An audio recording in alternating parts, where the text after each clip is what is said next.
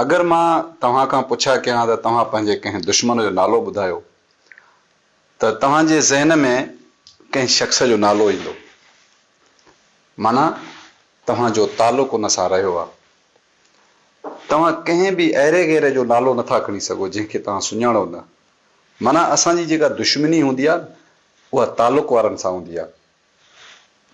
हाणे तक़रीबन असां दुश्मनियुनि में पंहिंजो घणो कुझु विञाए वेहंदा आहियूं, पंहिंजी जज़्बात में, पंहिंजे ग़लति फ़ैसिलनि जे करे, ऐं ईअं खणी चऊं त ॿियनि जे टीकरनि ते असां पंहिंजी पुठि न आहियूं सोचींदा त असां सां छा थींदो, हुन सां छा थींदो, हुन जी ज़िंदगी ख़राब थी वेंदी या असांजी ज़िंदगी ख़राब थी वेंदी।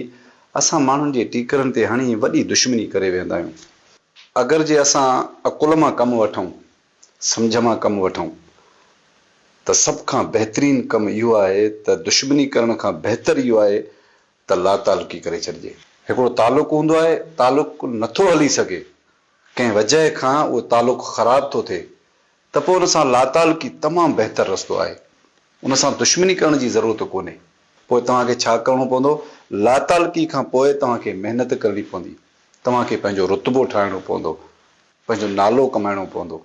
दुश्मन खे सिर्फ़ु पंहिंजे नाले, ताक़त ऐं पंहिंजे रुतबे सां हाराए सघिजे थो।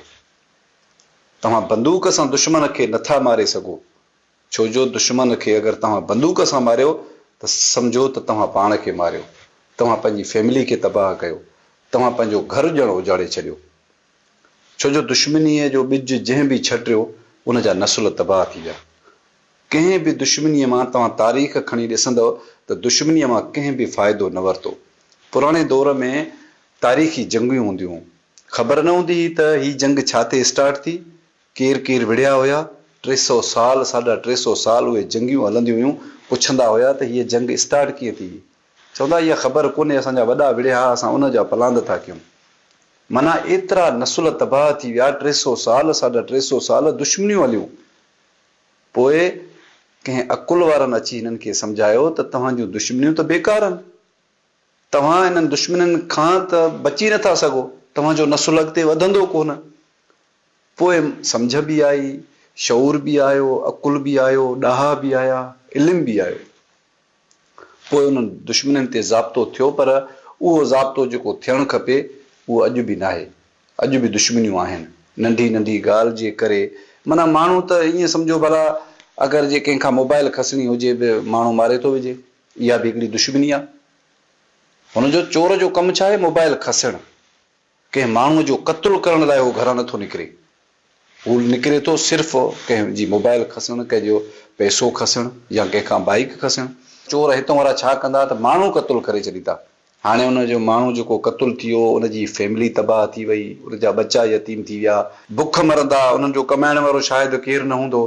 कहाणी ॿुधाइण जो मक़सदु इहो आहे त नंढी नंढी ॻाल्हि जे करे अक्सर असांजे माशरे में नंढनि ॿारनि ते, लेडीज़ जे मसइलनि ते, ॻोठाणनि में, ऐं या हिक ॿिए ते शक करण ते, या हिक ॿिए ते कूड़नि इल्ज़ामनि ते, फ़ैसिलनि में हिक ॿिए ते गवाहिनि ॾियण ते इहे दुश्मनियूं थींदियूं आहिनि। दुश्मनी करण खां बहितर इहो आहे त तव्हां लातालकी करे छॾियो। ॻाल्हि अॻिते कॾहिं न वधंदी, तव्हांजे नसुल जेके आहिनि त उहे महफ़ूज़ हूंदा, तव्हांजा बच्चा सुख जो साह खणंदा, सुख जी मानी खाईंदा, उन्हनि खे दुश्मनी न करणी पवंदी। नंढी उमिरि में उहे क़त्लु न थींदा, या नंढी उमिरि में उहे कंहिंजो क़त्लु न कंदा। क़त्लु न कंदा, न थींदा त इहे जेल बि न ॾिसंदा, कानून न ॾिसंदा, हर्ज न भरींदा।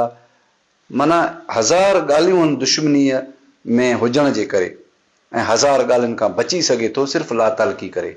को बि मसइलो हिन में न आहे बाबा मुंहिंजो फ़लाणे सां तालुक़ न आहे, बसि हाणे मां इन खां परे थी वियो आहियां। न हुनजी कचहरी में वञे, न हुनजे सॾ ते वञे, न हुनजे फेवर में ॻाल्हाए, न हुनजे मुखालफ़त में ॻाल्हाए। अगरि अहिड़ो रवैयो रखंदो त दुश्मनियूं तमामु घणियूं ख़तमु थी सघनि थियूं। अगरि मुंहिंजो पैगाम तव्हांखे पसंदि अचे त पंहिंजे दोस्तनि सां ज़रूरु शेयर कजो। मां नओं मौज़ू खणी वरी तव्हांजी ख़िदमत में हाज़िर थींदुसि। तेसीं ताईं मूंखे ॾींदा इजाज़त। अलाह निगहबान, सदाईं गॾु।